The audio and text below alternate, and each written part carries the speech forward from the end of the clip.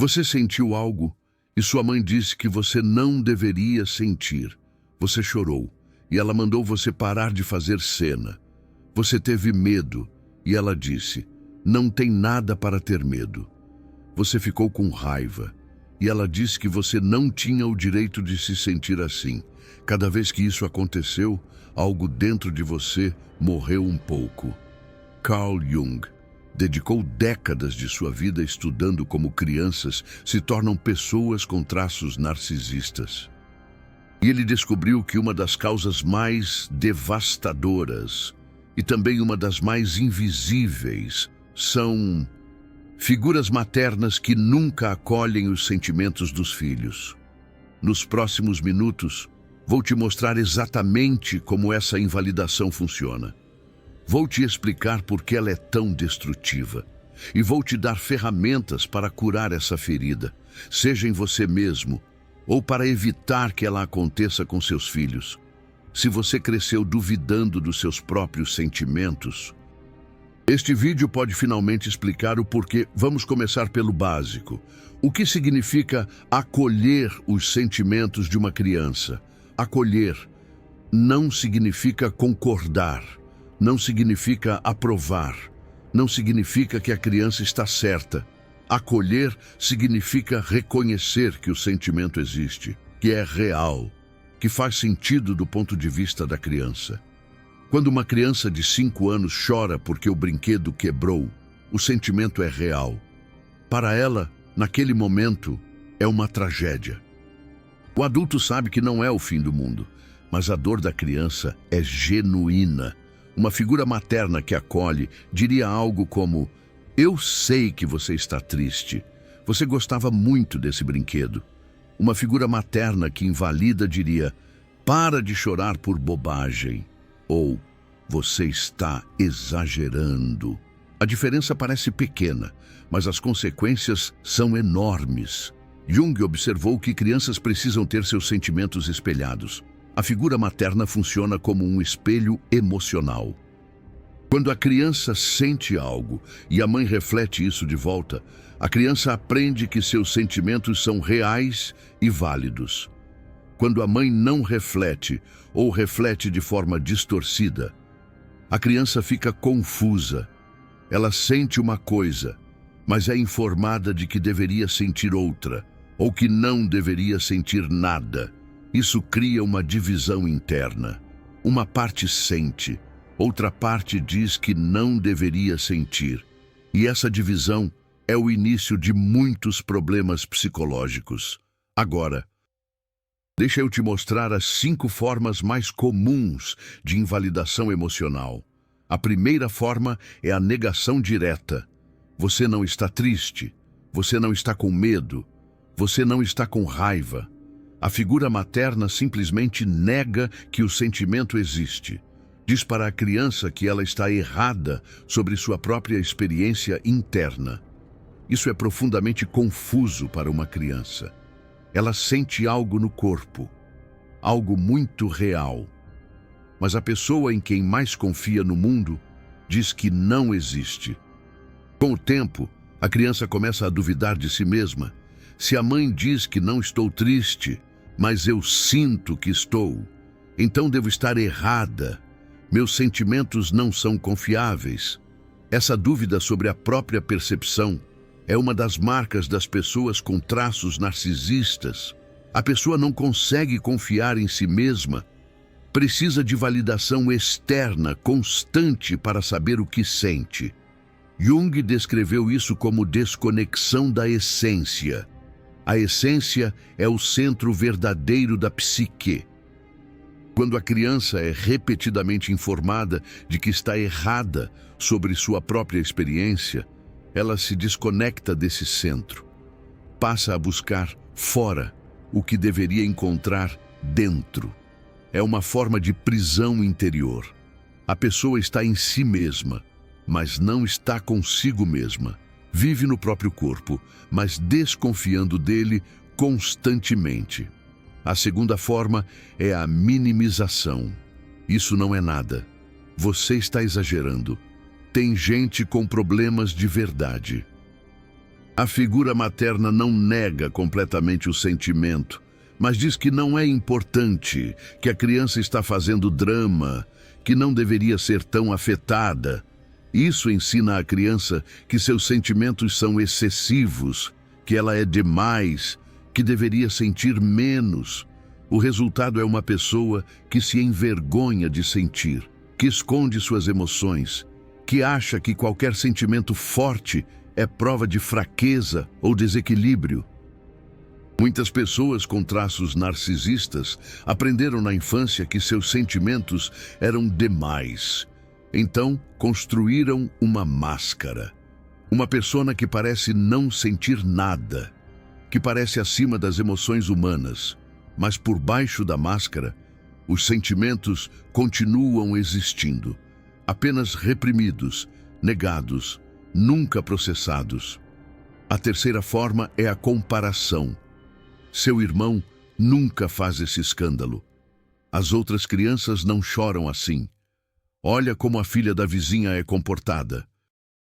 A figura materna usa outras crianças para mostrar que o sentimento da criança é inadequado, que ela deveria ser diferente, que existe algo errado com ela por sentir dessa forma. Isso cria vergonha profunda. A criança aprende que não é como deveria ser, que suas emoções a tornam inferior, que precisa se esconder para ser aceita. A vergonha é uma das emoções mais destrutivas. Jung a via como uma ferida no núcleo do ser. Uma sensação de que existe algo fundamentalmente errado consigo mesmo. Muitas pessoas com traços narcisistas carregam essa vergonha e compensam com grandiosidade. Se no fundo me sinto defeituoso, preciso provar ao mundo que sou especial. A quarta forma é a punição.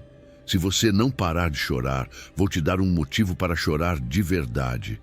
Vai para o quarto até aprender a se comportar. Fica de castigo até parar com essa birra. A figura materna pune a criança por ter sentimentos. A emoção é tratada como mau comportamento, algo que deve ser eliminado através de consequências negativas. Isso ensina a criança que sentir é perigoso, que expressar emoções traz dor, que é mais seguro não sentir nada. O resultado é uma pessoa desconectada das próprias emoções, que aprendeu a se anestesiar, que não consegue acessar o que sente porque o preço foi alto demais. Jung chamava esse estado de dissociação. A mente se separa do corpo. Os sentimentos existem, mas não são sentidos. É como se a pessoa vivesse atrás de um vidro, observando a própria vida sem realmente estar nela. Essa desconexão é uma forma de proteção. Se eu não sinto, não posso ser ferido. Se eu não me apego, não posso perder. Se eu não me importo, não posso ser desapontado. Mas o preço é viver uma meia vida, sem dor, mas também sem alegria, sem medo, mas também sem amor, sem vulnerabilidade, mas também sem conexão real. Muitas pessoas com traços narcisistas parecem frias, distantes, incapazes de empatia. Não é que nasceram assim, é que aprenderam que sentir era perigoso e desligaram essa parte de si mesmas. A quinta forma é a inversão. Você me deixa tão triste quando age assim. Você está me matando com esse comportamento. Olha o que você me faz sentir. A figura materna transforma os sentimentos da criança em culpa. Em vez de focar no que a criança sente, foca no impacto que isso tem nela mesma.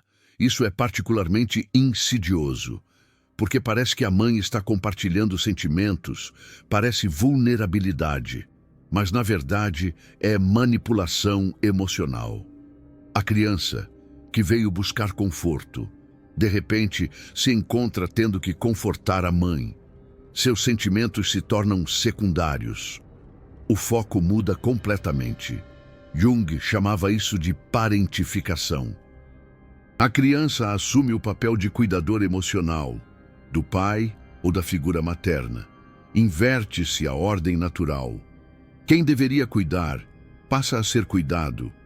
Quem deveria ser cuidado, passa a cuidar. Isso sobrecarrega a criança, com uma responsabilidade que não é dela, não deveria ser dela. É um peso que ela carrega, sem entender por que carrega. Isso ensina à criança que seus sentimentos são um fardo para os outros, que expressar emoções machuca as pessoas, que ela é responsável pelo bem-estar emocional da figura materna. O resultado é uma pessoa que carrega culpa crônica, que se sente responsável pelas emoções de todos, que suprime suas próprias necessidades para cuidar dos outros. Isso pode parecer o oposto do narcisismo, mas Jung via uma conexão. O narcisista invertido, que vive para agradar os outros, tem a mesma ferida de base, a mesma incapacidade de confiar nos próprios sentimentos, a mesma necessidade de validação externa. É como aquela história de tentar encher um balde furado. Nunca vai funcionar. Agora, deixa eu te explicar por que isso é tão destrutivo. Quando uma criança tem seus sentimentos acolhidos repetidamente, algo fundamental se quebra, a capacidade de confiar em si mesma. Jung chamava isso de ferida na essência. A essência é o centro da psique. É quem você realmente é. Quando os sentimentos são invalidados, a conexão com a essência se rompe. É como um espelho que se estilhaça, refletindo uma imagem distorcida de quem você é. A criança para de confiar na própria percepção, para de confiar nos próprios sentimentos, para de confiar em si mesma. E essa é a base do narcisismo. O narcisista não confia em si mesmo. Por isso precisa de validação externa constante. Por isso depende do olhar dos outros para saber quem é. Por isso oscila entre grandiosidade e vazio. É como se ele estivesse sempre buscando um reflexo, numa vitrine empoeirada.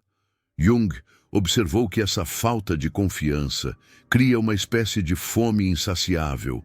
O narcisista busca nos outros o que deveria encontrar em si mesmo. Busca confirmação, aprovação, admiração, mas nenhuma quantidade de validação externa é suficiente, porque o buraco é interno e só pode ser preenchido de dentro para fora. É como tentar apagar um incêndio com um copo d'água. Quando alguém elogia o narcisista, o efeito dura segundos. Ele precisa de mais e mais e mais. Nunca é suficiente, porque não atinge o lugar que realmente precisa ser curado. É como colocar um curativo em cima de uma fratura exposta. Se ele pudesse confiar em si mesmo, não precisaria de nada disso.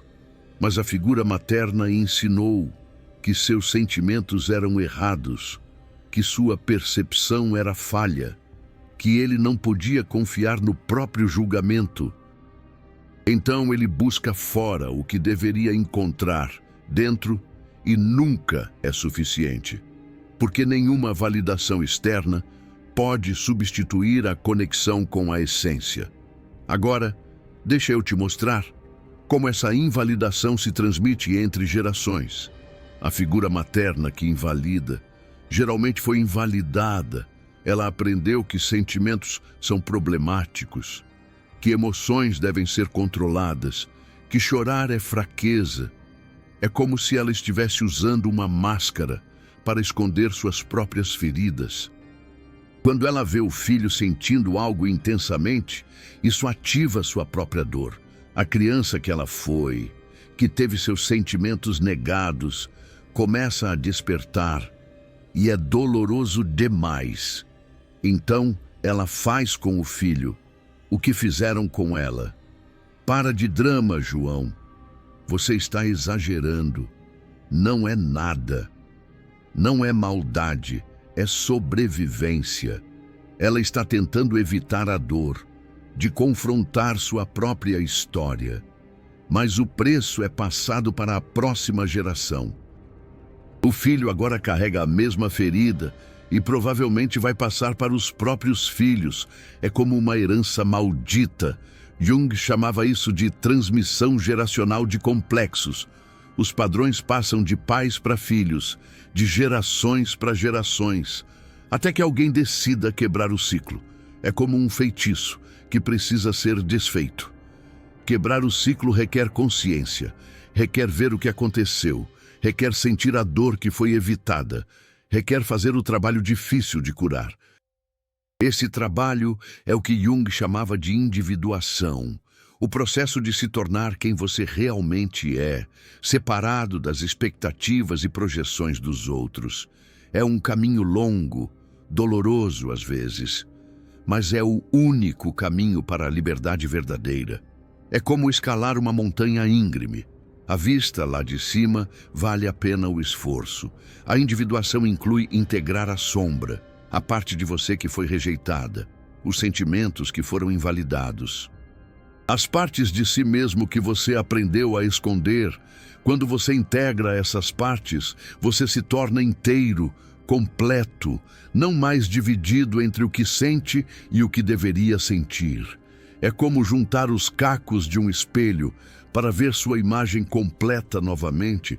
É importante entender que a figura materna que invalida não é necessariamente uma pessoa má. Frequentemente ela está fazendo o único que conhece, repetindo padrões que recebeu, tentando, à sua maneira distorcida, ajudar. Algumas figuras maternas invalidam porque acreditam que estão ensinando resiliência. Acham que, ao dizer "para de chorar", estão preparando o filho para um mundo duro. Outras invalidam porque não conseguem lidar com as próprias emoções. As emoções do filho despertam suas próprias feridas não curadas. E a invalidação é uma forma de se proteger. Outras ainda invalidam porque assim foram ensinadas. Porque em suas famílias de origem, emoções eram vistas como fraqueza, como algo a ser superado, não sentido. Entender isso não desculpa, mas pode ajudar a curar. A raiva tem seu lugar, mas em algum momento a compreensão pode trazer paz. É como perdoar um pai que não soube como te amar. Agora, deixa eu te falar sobre os sinais de que você foi emocionalmente invalidado na infância. O primeiro sinal é duvidar dos próprios sentimentos. Você sente algo, mas imediatamente questiona se é real, se é exagerado, se faz sentido. Você precisa de confirmação externa para ter certeza do que sente. É como se você precisasse de um GPS para te dizer como se sentir. O segundo sinal é dificuldade em identificar emoções. Alguém pergunta como você está e você não sabe responder. Você sabe que algo está errado, mas não consegue nomear. Suas emoções são uma confusão vaga, em vez de sinais claros. É como tentar descrever uma cor para alguém que nunca viu. O terceiro sinal é vergonha de sentir. Quando você sente algo intensamente, imediatamente se envergonha. Acha que está sendo dramático. Tenta esconder ou suprimir. Julga a si mesmo por ter emoções. É como se você estivesse sendo punido por expressar quem você é. O quarto sinal é se sentir responsável pelas emoções dos outros. Você carrega o peso do bem-estar emocional de todos ao redor. Se alguém está triste, é sua culpa. Se alguém está irritado, você fez algo errado. Você existe para regular os outros. É como se você fosse um para-raios, absorvendo toda a negatividade. O quinto sinal é dificuldade em estabelecer limites. Você não sabe onde você termina e o outro começa. Aceita tratamentos que não deveria, não consegue dizer não. Suas necessidades sempre ficam em segundo plano. É como se você não tivesse direito ao seu próprio espaço. O sexto sinal é buscar validação externa obsessivamente. Você precisa que outros confirmem que você está bem, que você é bom, que você tem valor. Sem essa confirmação, você se sente vazio, inseguro inexistente. É como se você estivesse buscando aprovação em cada olhar, em cada curtida. Se você se identificou com vários desses sinais, provavelmente experimentou invalidação emocional significativa na infância. É importante saber que esses sinais não significam que você é defeituoso. Eles são respostas normais a um ambiente anormal. São adaptações que fizeram sentido na época. A criança que aprende a duvidar dos próprios sentimentos está se protegendo.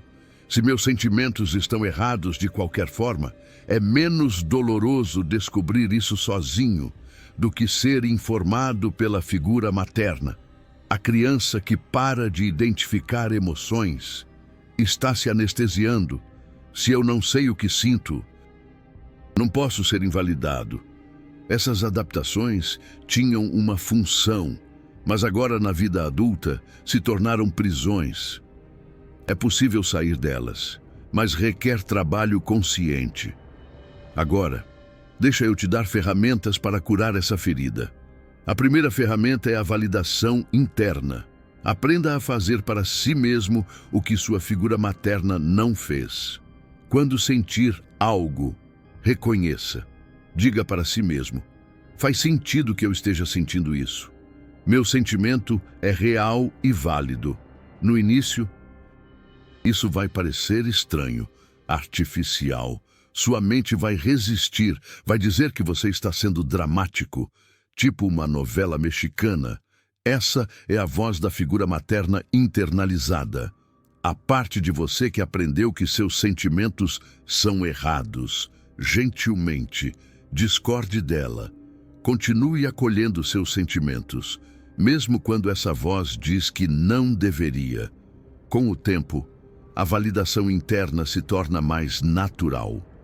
Você começa a confiar em si mesmo novamente. A conexão com a essência se reconstrói, como um vaso kintsugi, onde as rachaduras douradas mostram a força da restauração. A segunda ferramenta é o diário emocional. Escreva diariamente o que você sentiu. Nomeie as emoções. Descreva onde as sentiu no corpo. Explore de onde vieram. Isso ajuda a reconectar com suas emoções. Ajuda a vê-las como válidas. Ajuda a entender seus próprios padrões, seus altos e baixos, seus momentos de sol e tempestade. Não julgue o que escrever. Não edite. Não tente ser racional. Apenas registre o que sentiu, exatamente como sentiu. A terceira ferramenta é buscar validação saudável. Encontre pessoas que acolham seus sentimentos. Amigos, parceiros, terapeutas, que respondam com reconhecimento em vez de julgamento. Não é dependência, é necessidade humana legítima. Todos precisamos de validação externa às vezes. O problema é quando é a única fonte. Relacionamentos saudáveis incluem validação mútua. Eu vejo o que você sente. Faz sentido. Eu estou aqui. Mas cuidado para não cair no extremo oposto. Buscar validação compulsivamente. Depender dos outros para saber o que você sente. O objetivo é equilíbrio. Capacidade de se autovalidar. Combinada com conexões onde a validação flui naturalmente. Como uma cachoeira. Se você percebe que está buscando validação de forma obsessiva, e não consegue se sentir bem sem aprovação externa, isso é sinal de que a ferida ainda precisa de atenção. Continue o trabalho interno. A dependência excessiva vai diminuindo conforme a autovalidação aumenta. A quarta ferramenta é trabalhar a voz crítica interna. Identifique quando a voz da invalidação aparece. Note o que ela diz. Reconheça que não é sua voz verdadeira. É uma voz que você aprendeu. Depois, conscientemente, desafie essa voz. Você diz que estou exagerando, mas meu sentimento é real. Você diz que não deveria sentir isso, mas eu tenho o direito de sentir o que sinto. Com a prática, a voz crítica fica mais fraca e sua voz verdadeira, a voz da essência, fica mais forte. Carl Jung descreveu esse processo como diferenciação. Aprender a separar o que é genuinamente seu do que foi imposto. A voz crítica foi imposta, não é sua. É um intruso que se instalou na sua mente e fingiu ser você. Quando você percebe isso, algo muda. Você para de se identificar com a crítica, passa a observá-la de fora e consegue escolher não acreditar nela. Isso não significa que ela desaparece completamente. Pode continuar falando, mas você não precisa mais obedecer. A quinta ferramenta é terapia especializada. Se a invalidação foi severa, autoajuda pode não ser suficiente. Um terapeuta treinado em trauma pode ajudar a acessar e processar feridas profundas. Procure alguém que entenda acolhimento emocional, que pratique na sessão o que você não teve na infância, que te ofereça a experiência corretiva de ser visto e aceito. A terapia funciona em parte porque oferece uma relação onde suas emoções são consistentemente acolhidas. Isso reconstrói o que foi danificado na infância. Ensina ao sistema nervoso que é seguro sentir. Não é rápido. Pode levar meses ou anos. Mas cada sessão onde você expressa algo e é acolhido, em vez de invalidado, deposita algo na conta. Aos poucos, você começa a ter reservas internas suficientes para se auto-acolher. A sexta ferramenta é a prática de mindfulness emocional. Aprenda a observar suas emoções sem julgamento. Simplesmente notar o que está sentindo, momento a momento, sem tentar mudar ou suprimir. Isso reconecta você com seu corpo. As emoções moram no corpo.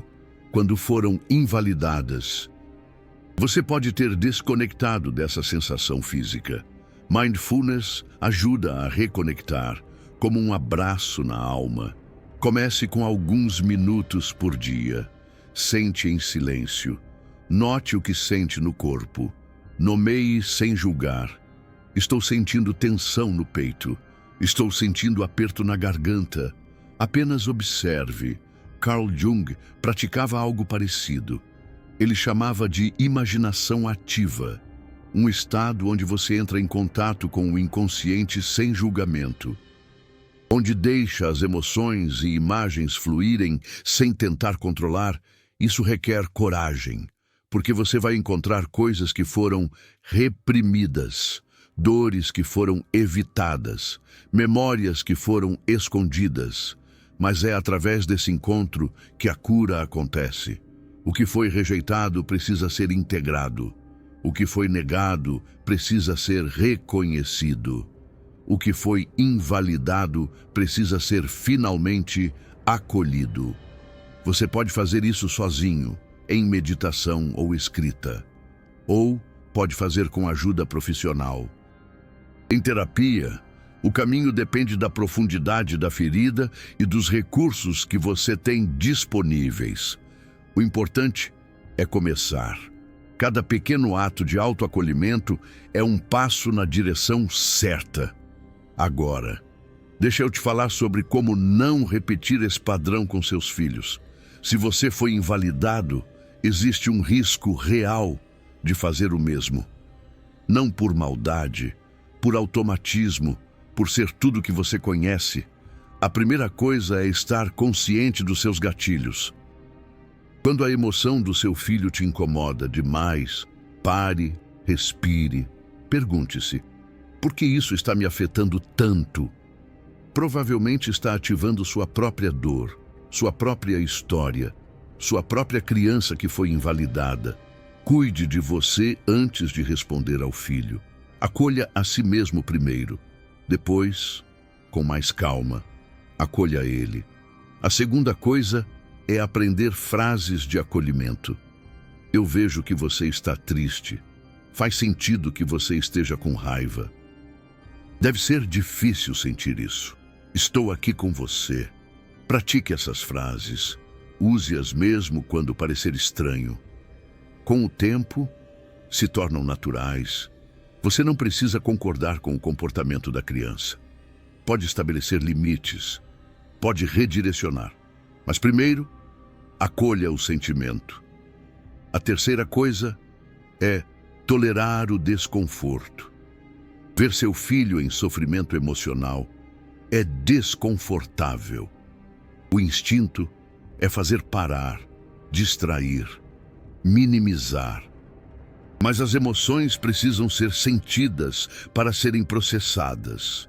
Se você interrompe, elas ficam presas. Aprenda a estar presente com o desconforto seu e do seu filho, sem tentar consertar imediatamente, apenas acompanhar como um farol na noite. A quarta coisa é pedir desculpas quando errar. Você vai errar, vai invalidar às vezes. É humano.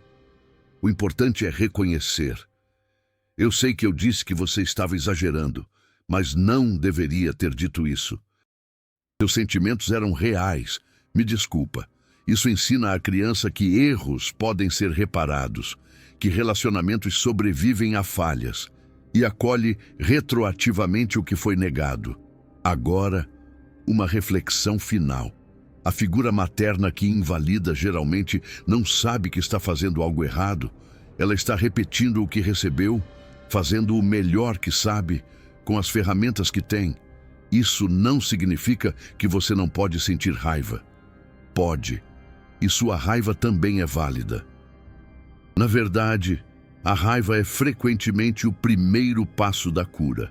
Por muito tempo, você não tinha permissão de sentir raiva da sua figura materna. Era proibido, perigoso. Então, você direcionou essa raiva para si mesmo. A raiva voltada para dentro vira depressão, autocrítica, autossabotagem. E quando você finalmente permite sentir raiva do que foi feito com você, essa energia se liberta. Pode ser direcionada para a cura, em vez de para a destruição. Mas entender a origem pode ajudar a curar. Sua figura materna foi ferida também. Ela passou adiante uma dor que não sabia processar.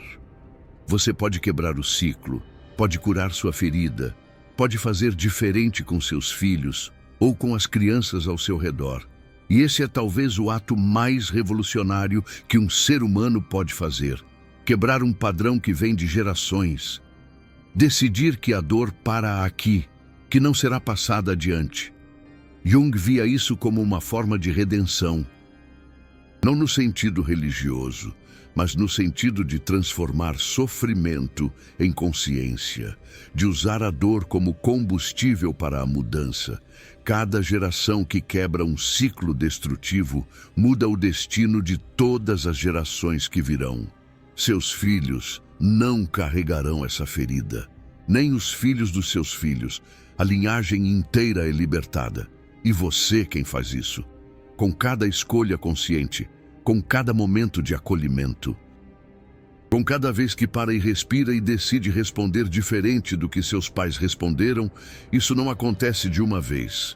É um processo diário, constante, de escolher repetidamente, acolher em vez de rejeitar, conectar em vez de desconectar, acolher em vez de invalidar. Jung acreditava profundamente nessa possibilidade de transformação. Ele via pessoas curarem feridas que carregavam por décadas. Ele via ciclos geracionais serem quebrados. Você pode ser essa pessoa, a que escolhe consciência em vez de automatismo, a que faz diferente mesmo quando é difícil. E ao fazer isso, você cura não apenas a si mesmo, você cura sua linhagem inteira, o passado e o futuro.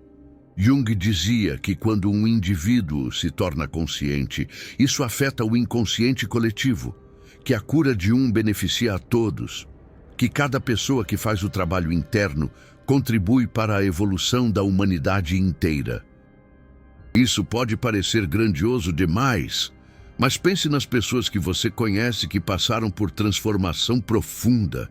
Não afetou apenas elas, Afetou todos ao redor, a família, os amigos, os colegas, os filhos.